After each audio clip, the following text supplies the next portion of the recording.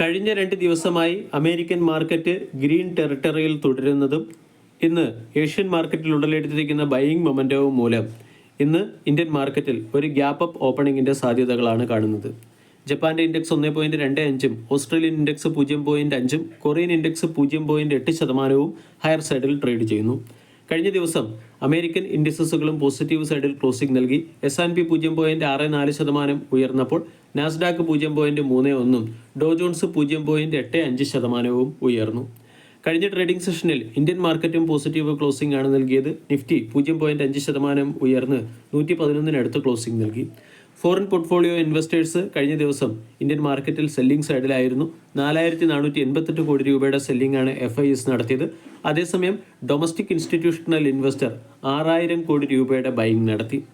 ഇനി ഇന്നത്തെ ട്രേഡിംഗ് സെഷനിൽ സ്റ്റോക്ക് സ്പെസിഫിക് ആക്ഷൻ വരാൻ സാധ്യതയുള്ള ചില പ്രധാനപ്പെട്ട സ്റ്റോക്കുകളെ പരിചയപ്പെടാം.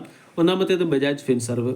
ബജാജ് അലയൻസ് ജനറൽ ഇൻഷുറൻസിൻ്റെ 26% സ്റ്റേക്ക് അക്വയർ ചെയ്യുന്നതിന് വേണ്ടി ബജാജ് ഫിൻസർവ് അലയൻസ് ഗ്രൂപ്പുമായി ചേർന്ന് ഒരു ഡീലിൽ ഒപ്പുവെച്ചിട്ടുണ്ട്. 2.6 ബില്യൺ യൂറോയ്ക്കാണ് ബജാജ് ഗ്രൂപ്പ് അലയൻസ് ഗ്രൂപ്പിൽ നിന്നും ബജാജ് അലയൻസ് ജനറൽ ഇൻഷുറൻസിൻ്റെ സ്റ്റേക്ക് അക്വയർ ചെയ്യുന്നത്. വേദാന്ത എന്ന കമ്പനിയുടെ ചെയർമാനായ അനിൽ അഗർവാൾ പറയുന്നത്, വേദാന്തയുടെ ഡീമർജ് ആകാൻ തീരുമാനിച്ചിരുന്ന ഓരോ കമ്പനികളും $100 ബില്യൺ വാല്യുവേഷനുള്ള എൻ്റർപ്രൈസസായി വളർന്നേക്കും. ഇൻഡസ്ഇൻഡ് ബാങ്കിൽ പ്രമുഖ റേറ്റിംഗ് ഏജൻസിയായ മൂഡീസ് ഇന്ന് റേറ്റിംഗ് പ്രഖ്യാപിക്കാൻ സാധ്യതയുണ്ട്. പോസിബിളി ഡൗൺഗ്രേഡ് റേറ്റിംഗ് ആണ് നൽകാൻ സാധ്യത. ഇതിൻ്റെ പശ്ചാത്തലത്തിൽ ബേസ് ലൈൻ ക്രെഡിറ്റ് അസസ്മെൻറ്റ് പുരോഗമിക്കുകയാണ്. ഇർക്കോൺ ഇൻ്റർനാഷണൽ എന്ന കമ്പനിക്ക് മേഘാലയ ഗവൺമെൻറ്റിൻ്റെ സൈഡിൽ നിന്നും 1096 കോടി രൂപയുടെ ഓർഡർ ലഭിച്ചു. റൈറ്റ്സ് എന്ന കമ്പനിക്ക് ഇലക്ട്രിക് ലോക്കോമോട്ടീവ് എഞ്ചിൻ കമ്മീഷൻ ചെയ്യുന്നതിന് വേണ്ടി $10.8 മില്യൺ ഓർഡർ ലഭിച്ചിട്ടുണ്ട്. PC ജുവലർ എന്ന കമ്പനിക്ക് മുകളിലുള്ള കടബാധ്യത കുറയ്ക്കുന്നതിൻ്റെ ഭാഗമായി 51.7 കോടി ഷെയറുകൾ പ്രിഫറൻഷ്യൽ ഇഷ്യൂ വഴി സെൽ ചെയ്ത് 1510 കോടി രൂപ സമാഹരിക്കാൻ തീരുമാനിച്ചിട്ടുണ്ട്. കോഫി ഡേ എൻ്റർപ്രൈസസ് എന്ന കമ്പനിയും 3 ട്രഞ്ചസായി കമ്പനിക്ക് മുകളിലുള്ള കടബാധ്യത കുറയ്ക്കാൻ തീരുമാനിച്ചു. ഇതിൻ്റെ പശ്ചാത്തലത്തിൽ 205 കോടി രൂപയുടെ ഡെപ്റ്റ് റീപേ കമ്പനി നടത്തിയേക്കും. ഇറാഡ എന്ന കമ്പനി അതിൻ്റെ ബിസിനസ് എക്സ്പാൻഷൻ്റെ ഭാഗമായി 5000 കോടി രൂപയുടെ ഫണ്ട് ബോറോ ചെയ്യാൻ തീരുമാനിച്ചിട്ടുണ്ട്. NBCC എന്ന കമ്പനിക്ക് മഹാത്മാഗാന്ധി ഇൻസ്റ്റിറ്റ്യൂട്ട് ഓഫ് റൂറൽ ഇൻഡസ്ട്രിയലൈസേഷൻ്റെ സൈഡിൽ നിന്നും 44 കോടി രൂപയുടെ ഓർഡർ ലഭിച്ചു. ശില്പ മെഡിക്കെയർ എന്ന കമ്പനി ബയോളജിക്കൽ സെക്ടറിലേക്ക് എൻട്രി ചെയ്യുന്നതിന് വേണ്ടി ശില്പ ബയോളജിക്കൽസ് എന്ന കമ്പനിയുമായി ചേർന്ന് ഡീലിൽ ഒപ്പുവെച്ചിട്ടുണ്ട്.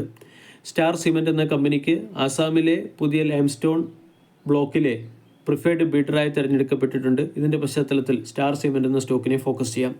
ഡയബറ്റീസ് മെലിറ്റസ് ട്രീറ്റ്മെൻറ്റ് ചെയ്യുന്നതിന് വേണ്ടി മോർപ്പൻ ലബോറട്ടറീസ് ഒരു ഹൈ ക്വാളിറ്റി ട്രീറ്റ്മെൻറ്റായ എംബാമോർ എന്നൊരു ഹൈ ക്വാളിറ്റി ട്രീറ്റ്മെൻറ്റ് ലോഞ്ച് ചെയ്തിട്ടുണ്ട്.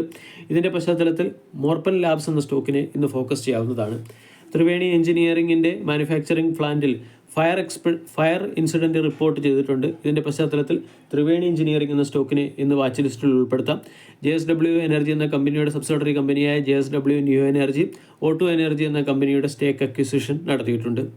ഇനി പ്രൊമോട്ടേഴ്സ് അവരുടെ സ്റ്റേക്ക് ഹോൾഡിംഗ് ഉയർത്തിയ ചില പ്രധാന സ്റ്റോക്കുകളെ കൂടി പരിചയപ്പെടാം. ഒന്നാമത്തേത് ടെക്സ്മാക്കോ ഇൻഫ്രാസ്ട്രക്ചറിൽ പ്രൊമോട്ടർ 1,10,000 ഇക്വിറ്റി ഷെയറുകളാണ് വാങ്ങിയിരിക്കുന്നത്. സൺടെക് റിയാലിറ്റിയുടെ പ്രൊമോട്ടർ 13,484 ഷെയറുകൾ വാങ്ങിയിട്ടുണ്ട്. ടൈം ടെക്നോപ്ലാസ്റ്റിൻ്റെ പ്രൊമോട്ടർ 50,000 ഷെയറുകളും പൈസാലോ ഡിജിറ്റൽ എന്ന കമ്പനിയുടെ പ്രൊമോട്ടർ 5.4 ലക്ഷം ഷെയറുകളും ട്രാൻസ് ഇന്ത്യ റിയൽ എസ്റ്റേറ്റ് എന്ന കമ്പനിയുടെ പ്രൊമോട്ടർ 4.34 ലക്ഷം ഷെയറുകളും വാങ്ങിയിട്ടുണ്ട്. ഈ കമ്പനികളിൽ പ്രൊമോട്ടേഴ്സ് അവരുടെ സ്റ്റേക്ക് ഹോൾഡിംഗ് ഉയർത്തുകയാണ്. വീഡിയോ എല്ലാവർക്കും ഇഷ്ടമായി എന്ന് വിശ്വസിക്കുന്നു. താങ്ക്